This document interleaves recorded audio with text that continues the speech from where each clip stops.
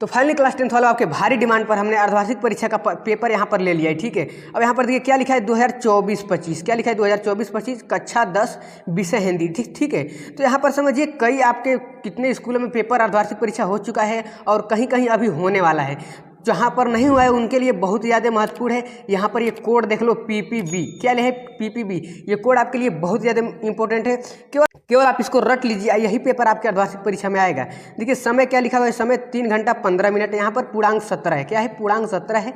समय यहाँ पर 3 घंटा 15 मिनट। ठीक है, यहाँ पर आपको तो मिलता ही है, तो आप जानते ही हो। अब देखिए मैं आपको 100% गारंटी के साथ कह सकता हूँ, 100% गारंटी के साथ कह सकता हूँ कि आपके हाफ ईयरली एग्जाम में यही पेपर फंसेगा। केवल आप इसको आप अच्छी तरीके से समझ लीजिएगा। और देखिए इसका मैं सॉल्यूशन भी कराने वाला हूँ। तो देखिए यहाँ पर नोट में देखिए क्या लिखा हुआ है। पहला प्रश्न पत्र 2 खंडों अ व ब में विभाजित है। क्या है हमारा प्रश्न पत्र, क्या है अ व ब खंड में विभाजित है, ये समझ लिया आप लोग। अब यहाँ पर देखिए खंड अ में बहुविकल्पीय जिसमें सही विकल्प का चयन करना है, OMR सीट पर गोले में भरने हैं। अब देखिए यहाँ पर क्या है, तीसरा खंड ब में वर्णनात्मक प्रश्न दिए गए हैं। अब यहाँ पर देखिए जो हमारे खंड अ है उसमें बहुविकल्पीय प्रश्न दिया गया है, जिसमें आपको क्या करना है, अपने OMR सीट में भरना है। अब देखिए यहाँ पर तो आपका बात हो रहा है अर्धवार्षिक परीक्षा का। ठीक है, अगर बोर्ड एग्जाम की बात होती तो हम आपको बताते कि OMR सीट कैसे भरते हैं, आपको ये आपको बताते हैं। लेकिन देखिए आपके हाफ ईयरली के लिए हमने फाइनली पेपर ला दिया है। अब इसका हल देख लेते हैं। देखिए सबसे पहले इसका हम हल देखेंगे। यहाँ पर देखिए हम प्रश्न संख्या पहला विकल्पी ले लेते हैं। अब यहाँ पर देखिए क्या लिखा है, श्रृंगार रस का मंडन रचना के लेखक है। अब आप लोग देखिए इसका आंसर जानते हो तो जल्दी जल्दी कमेंट कर दीजिए, या फिर देखिए इसका आंसर क्या होगा, गोकुलदास की नाभादास कि वैकुंठीमणि शुक्ल या फिर गोस्वामी विट्ठलनाथ। तो देखिए इसमें से आपका आंसर होगा पहला गोकुलनाथ। ठीक है, गोकुलनाथ। यहाँ पर देखिए श्रृंगार रस मंडन रचना के लेखक कौन है, हमारे गोकुलनाथ जी हैं। देखिए ये आपका पूरा पेपर को स्क्रीनशॉट कर लीजिए। देखिए यहाँ पर पूरा आपका पेपर है, यहाँ पर इसको स्क्रीनशॉट कर लीजिए। फाइनली आपके एकदम देखिए हाफ ईयरली एग्जाम में यही पेपर फंसेगा, तो आप इसको अच्छी तरीके से समझिएगा। और यहाँ पर देखिए दूसरा देखते हैं, चिंतामणि के रचयिता कौन है। यहाँ पर देखिए क्या लिखा है, चिंतामणि के रचयिता कौन है। तो यहाँ पर देखिए पहला विकल्प है डॉक्टर रामकुमार वर्मा, दूसरा है जयशंकर प्रसाद, तीसरा है आचार्य रामचंद्र शुक्ल, चौथा है प्रेमचंद। तो इसमें से हमारा तीसरा आंसर सही है। चिंतामणि के रचयिता कौन है, आचार्य रामचंद्र शुक्ल जी हैं। और यहाँ पर देखिए तीसरा क्या है, पंडित प्रताप नारायण मिश्र किस युग के लेखक है। जो पंडित प्रताप नारायण मिश्र वो किस युग के लेखक है। तो देखिए पंडित प्रताप नारायण मिश्र यहाँ पर क्या लिखा है, भारतेंदु युग, यहाँ पर क्या लिखा है द्विवेदी युग, यहाँ पर क्या लिखा छायावाद युग, यहाँ पर क्या लिखा प्रतिवाद युग। तो देखिए इसमें से किस युग के लेखक हैं, वो भारतेंदु युग के लेखक हैं। पंडित प्रताप नारायण मिश्र भारतेंदु युग के लेखक हैं। ठीक है, और यहाँ पर प्रश्न संख्या चौथा यहाँ पर आ जाता है, क्या लिखा है, रामवृक्ष बेनपुरी किस निबंध के लेखक हैं। रामवृक्ष बेनपुरी किस निबंध के लेखक हैं, वट पीपल, ठलुआ क्लब, पूस की रात या फिर गेहूं और गिलाब। तो इसमें से आपका आंसर है चौथा, गेहूं और गिलाब, कोही और गिलाब। देखिए बहुत ही ज़्यादा इंपॉर्टेंट है, आपके बोर्ड एग्जाम में भी आ सकता है ये। ठीक है, तो इसको अच्छी तरीके से लर्न कर लीजिएगा। यहाँ पर क्या प्रश्न संख्या 5वां है, पृथ्वीपुत्र किस विधा की रचना है। पृथ्वीपुत्र किस विधा की रचना है। तो यहाँ पर पहला क्या है निबंध, दूसरा क्या है संस्मरण, यहाँ पर क्या है कहानी, और चौथा क्या है आत्मकथा। तो देखिए इसका आंसर है चौथा, आत्मकथा। पृथ्वीपुत्र किस विधा की रचना है, आत्मकथा की रचना है। यहाँ पर देखिए प्रश्न संख्या 6वां, हरखू किस पात्र की कहानी है। ये भी आपके लिए बहुत ज़्यादा इंपॉर्टेंट है, हरखू किस कहानी का पात्र है, ये भी बहुत ज़्यादा इंपॉर्टेंट है आप लोग के लिए। तो इसको अच्छे से देखिए। देखिए ये आसान भी है। यहाँ पर क्या है, पहला आकाशदीप, दूसरा प्रायश्चित, तीसरा बलिदान, चौथा रानी केत की कहानी। हरखू किस कहानी का पात्र है, बलिदान। तीसरा आपका आंसर सही है। ठीक है, समझ में आ गया आप लोग को।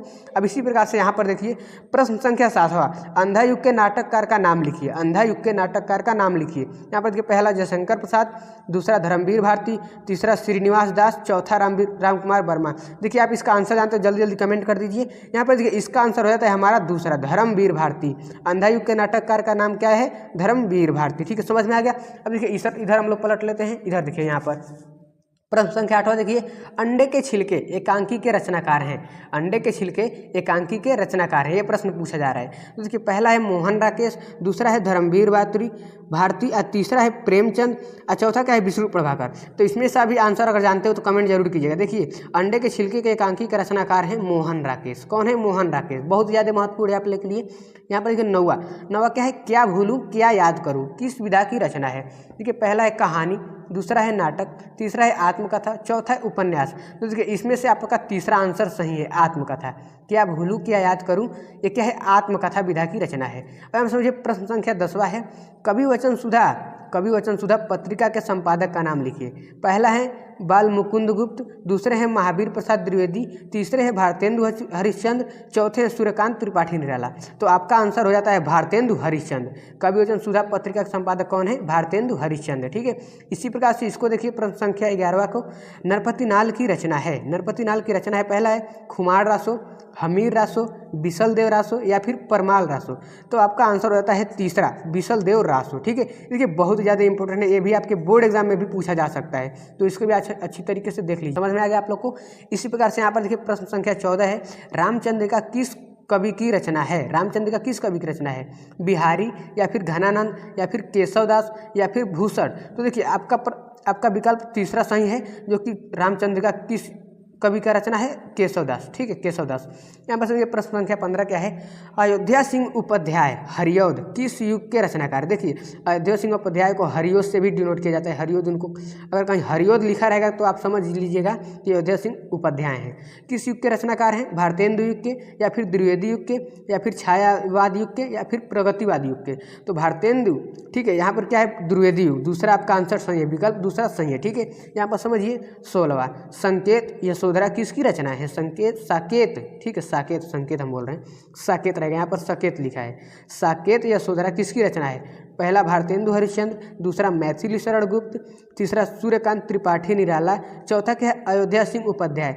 तो आपका दूसरा विकल्प सही है, मैथिली शरण गुप्त। साकेत यशोधरा किसकी रचना है? मैथिली शरण गुप्त की रचना है। इसी प्रकार से देखिए 17वां प्रश्न, यहाँ पर क्या है? रोला छंद में कुल कितने चरण होते हैं? रोला छंद में कुल कितने चरण होते हैं? देखिए ये तो आपके लिए बहुत ही ज़्यादा आसान है, अगर जानते हैं तो कमेंट जरूर कीजिएगा। यहाँ पर 2, दूसरा है 3, तीसरा है 4, पाँचवा है 5। तो देखिए रोला छंद में कुल कितने चरण होते हैं? 4 चरण होते हैं। ठीक है, 4 चरण होते हैं। ये भी आपके लिए बहुत ज़्यादा इंपॉर्टेंट है, ये आपके बोर्ड एग्जाम में पूछा जा सकता है। ठीक है, अब इसी प्रकार से यहाँ पर प्रश्न संख्या 18 देखिए, पीताम्बर में कौन सा समास है? जो पीताम्बर है उसमें कौन सा समास है? तो इसी प्रकार से पहला है कर्मधारय, दूसरा है द्वंद्व समास, तीसरा है बहुव्रीहि समास, चौथा है तप्त पुरुष समास। तो इसका आंसर है तीसरा, बहुव्रीहि समास। पीताम्बर में कौन सा समास है? बहुव्रीहि समास। इसी प्रकार से प्रश्न संख्या 19 देखिए, यहाँ पर देखिए कर्तव्याच में किसकी प्रधानता होती है? तो यहाँ पर क्या है? पहला कर्ता, दूसरा कर्म, तीसरा भाव, चौथा कोई नहीं। तो इसमें से आपका आंसर होता है विकल्प संख्या 2, जो कि कर्म। कर्तव्य में किसकी प्रधानता होती है? कर्म की। ठीक है, अब इसी प्रकार से हम यहाँ पर देख लेते हैं प्रश्न संख्या 20 को। देखिए यहाँ पर प्रश्न संख्या 20 क्या है? वीर। ठीक है, वीर रस की स्थायी भाव। यहाँ पर क्या लिखा है? पहला निर्वेद, दूसरा उत्साह, तीसरा हास्य, चौथा रति। ये भी आपके लिए बहुत ही ज़्यादा इंपॉर्टेंट है। ठीक है, आपके बोर्ड एग्जाम में पूछा जा सकता है और ये बहुत आसान भी। ठीक है, तो वीर रस का स्थायी भाव क्या है? हमारा दूसरा, उत्साह। वीर रस का स्थायी भाव क्या है? हमारा उत्साह है। तो ये हमारे होते हैं बहुविकल्पीय प्रश्न खत्म। देखिए इसको अच्छी तरीके से रट लीजिएगा, अच्छी तरीके से याद कर लीजिएगा, एकदम 100% आपके हाफ ईयरली एग्जाम में आएगा। ठीक है, ये पेपर। और यहाँ पर देख लीजिए कोड, देख लीजिए PPB है यहाँ पर। ठीक है, तो इसी प्रकार से इसको समझिए। अब यहाँ पर क्या है? हमारा वर्णात्मक प्रश्न खंड ब आ गया। ठीक है, हमने खंड अ को हल कर लिया है। अब इसी प्रकार हमारा खंड ब आ गया। अब देखिए यहाँ पर क्या है? निम्नलिखित गद्यांश पर आधारित 3 प्रश्नों के उत्तर दीजिए। जो हमारा ये गद्यांश है, इस पर आधारित हमको क्या करना है? 3 प्रश्न के उत्तर देना है। अब देखिए ये गद्यांश क्या है कि हे भगवान, तब के लिए विपद के लिए इतना आयोजन, परम पिता की इच्छा के विरुद्ध इतना साहस, पिताजी क्या भीख न मिलेगी? क्या कोई हिंदू भूपृष्ठ पर न बचा रह जाएगा जो ब्राह्मण को 2 मुट्ठी अन्न दे सके? यह असंभव है। फेर दीजिए पिताजी, मैं काँप रही हूँ, इसका चमक आँखों को अंधा बना रही है। अब देखिए ये तो गद्यांश, इस पर क्या कौन से प्रश्न बन रहे हैं? देखिए यहाँ पर गद्यांश का संदर्भ लिखिए, दूसरा क्या है? गद्यांश की व्याख्या कीजिए, तीसरा क्या है? गद्यांश में किसकी मनोदशा का वर्णन और किसकी मनोदशा का वर्णन है और किस मनोदशा का है।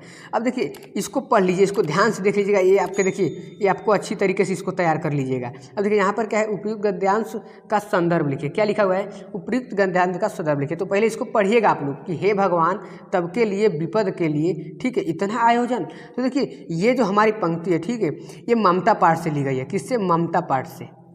ममता पाठ से, जिससे जयशंकर प्रसाद जी इसके रचयिता हैं। ठीक है, अब यहाँ पर समझिए। इसी प्रकार से आप लोग क्या कीजिएगा? इसकी व्याख्या कर लीजिएगा और इसी प्रकार से आपको मनोदशा, अब किसकी मनोदशा बताई गई है? देखिए मनोवृत्ति, ठीक है, यहाँ पर क्या लिखा है? ममता की मनोवृत्ति, यहाँ पर उसकी मनोदशा बताई गई है। इसी प्रकार से आप इसको बहुत ही अच्छी तरीके से तैयार कर लीजिएगा, आपके लिए बहुत ही ज़्यादा महत्वपूर्ण है। ठीक है, अब इसी प्रकार से यहाँ पर अथवा, तो हमने आप पहला बता दिया आप लोग को, अथवा में आप करिए या मत करिए। ठीक है, प्रश्न संख्या दूसरा देखिए है पद्यांश। ठीक है, उद्धव मोहि ब्रज विसरत नाही, वृंदावन गोकुल वन उपवन संघन कुंज की छाही।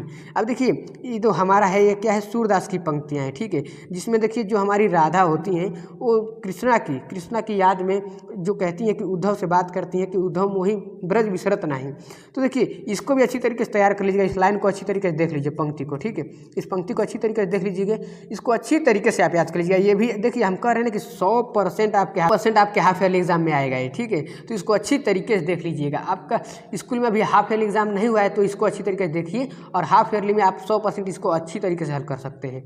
यहाँ पर देखिए अब प्रश्न संख्या तीसरा देख लेते हैं। दिए गए संस्कृत गद्यांश का संदर्भ, ठीक है, संदर्भ सहित हिंदी अनुवाद कीजिए। अब इसको आप देख लीजिए, नागरिकः बहुकाल यावत् अनिश्चितः परम प्रहेलिकायाः उत्तरम दातुम समर्थम। अब देखिए इस लाइन को आप अच्छी तरीके से देखिए।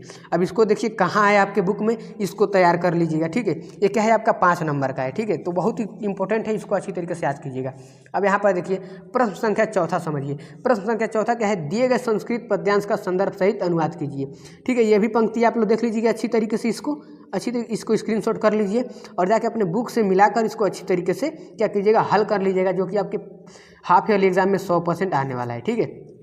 अब यहाँ पर समझिए प्रश्न संख्या 5वां है, स्वपठित खंड काव्य के आधार पर दिए गए प्रश्नों में से किसी एक का उत्तर दीजिए। यहाँ पर क्या है, पहला क्या है, ज्योति जवाहर खंड काव्य कथा वस्तु अपने शब्दों में लिखिए। तीसरा क्या है, ज्योति जवाहर खंड काव्य का नामक चरित्र चित्रण लिखिए। तो देखिए इन दोनों को तैयार कर लीजिएगा आप इसको। अब यहाँ पर देखिए प्रश्न संख्या 6वां देखिए, दिए गए लेखकों में से किसी एक का जीवन परिचय लिखते हुए उनकी प्रमुख रचनाओं का नाम लिखिए। अब देखिए ये जो हमारे लेखक का जीवन परिचय है ये आपके बोर्ड एग्जाम के लिए भी बहुत ज़्यादा इंपॉर्टेंट है। केवल आप इन तीनों को तैयार कर लेते हैं, तैयार कर लेते हैं तो आपके बोर्ड एग्जाम में कोई जीवन परिचय पूछेगा ही नहीं। केवल आप इस तीनों को तैयार कर लीजिए, इसमें से एक आपका जरूर फंसेगा, ठीक है, तो आपके बोर्ड एग्जाम के लिए बहुत ज़्यादा महत्वपूर्ण है। और इसी प्रकार देखिए खंड का कवियों का जीवन परिचय सूरदास, गोस्वामी, तुलसीदास, इसी प्रकार से आप इन तीनों का केवल क्या कर लीजिए, जीवन परिचय याद कर लीजिए। आपको बोर्ड एग्जाम में कोई और जीवन परिचय याद करने की जरूरत नहीं पड़ेगी, ठीक है। इसी प्रकार से इसको याद कर लीजिएगा, 5 अंक का दोनों है, ठीक है। अब यहाँ पर समझिए, अपनी पाठ्य पुस्तक से कंठस्थ किया कोई श्लोक जो इस प्रश्न पत्र में न आया हो। एक श्लोक याद कर लीजिएगा जो इस प्रश्न पत्र में न आया हो, उसको अच्छी तरीके से देख लीजिएगा। इसी प्रकार से देखिए यहाँ पर प्रश्न संख्या 8वां है, निम्नलिखित प्रश्नों में से किन्हीं 2 प्रश्नों के उत्तर संस्कृत में दीजिए। तो यहाँ पर देखिए, वाराणसी नगरे केशाम संगम स्थली अस्ति, ठीक है। दूसरा क्या है, सुवर्णस्य मुख्यम दुखम किम अस्ति, पुरुराजः कह आसीत। चौथा है पदेन बिना किम दुर्यामति, ठीक है। तो ये हमारे क्या है 4 प्रश्न, इनमें से केवल 2 करना है, तो कोई 2 तैयार कर लीजिएगा बस। और यहाँ पर देखिए प्रश्न संख्या 9 है। प्रश्न संख्या 9 क्या है, निम्नलिखित में से किसी एक विषय पर निबंध लिखिए। देखिए ये भी आपके बोर्ड एग्जाम के लिए इंपॉर्टेंट है। आप इन चारों को तैयार कर लेते हैं तो बोर्ड एग्जाम के लिए कोई और आपका निबंध तैयार करने की जरूरत नहीं पड़ेगी। तो केवल इन तीनों को तैयार कर लीजिए, आपके लिए बहुत ज़्यादा महत्वपूर्ण है। इस प्रकार से देखिए प्रश्न संख्या 10वां, अपनी विशेष रुचियों का उल्लेख कीजिए करते हुए अपने मित्रों को एक पत्र लिखिए, ठीक है। अपने मित्र के लिए क्या करना है, पत्र लिखना है जो अपने बारे में बताना है, ठीक है, अपने बारे में बताना है, अपनी विशेष रुचियों का उल्लेख करते हुए अपने मित्रों को एक पत्र लिखिए। तो इसको भी आप अच्छी तरीके से देख लीजिएगा यहाँ पर, या फिर इसको कर लीजिएगा, अपने क्षेत्र की साफ सफाई के संबंध में नगर पालिका के अध्यक्ष में शिकायती पत्र लिखिए। पेपर में आपको केवल एक करना होगा, या फिर ये कीजिए या फिर ये कीजिए, ठीक है। तो केवल जो आपको आसान लगे उसको आप हल कर लीजिएगा। इस प्रकार से क्या है, प्रश्न संख्या 11 है, ज्योति जवाहर खंड काव्य के नायक जवाहरलाल नेहरू का चरित्र चित्रण कीजिए। तो देखिए ये भी आपके लिए बहुत ज़्यादा इंपॉर्टेंट है, 3 नंबर का, ठीक है। तो यहाँ पर देखिए ये हमारा पेपर समाप्त होता है। ये केवल 11 प्रश्न है, तो इसको अच्छी तरीके से तैयार कर लीजिएगा और यहाँ पर एक बार फिर से स्क्रीनशॉट कर लीजिए, ठीक है। नहीं तो आप हमारे टेलीग्राम चैनल पर ज्वाइन कर सकते हैं जो कि है JK, ठीक है, सर्च कीजिए JK मैथ एक्सप्लोरर,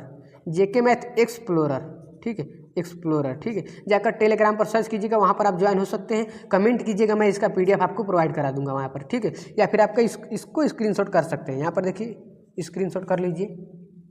तो आई होप कि ये वीडियो आपके लिए बहुत ही हेल्पफुल हुई होगी। अगर आप चाहते हैं कि इसी प्रकार से हम सभी सब्जेक्ट का अर्धवार्षिक परीक्षा का क्या पेपर लाएं तो कमेंट जरूर कीजिएगा। हम इसी प्रकार से हम सभी विषय का, ठीक है, सभी विषय का पेपर सोल्व कराएंगे, तो एक बार कमेंट जरूर कर दीजिएगा। हम यहाँ पर साइंस भी रखे हैं, सोशल साइंस भी रखे, एक एक करके हम क्या करेंगे, सोल्व कराते जाएंगे। तो आप जब कमेंट करेंगे तभी हम क्या करेंगे, पेपर लाएंगे, ठीक है। तो इसको अच्छी तरीके से देख लीजिएगा और तैयार कर लीजिएगा।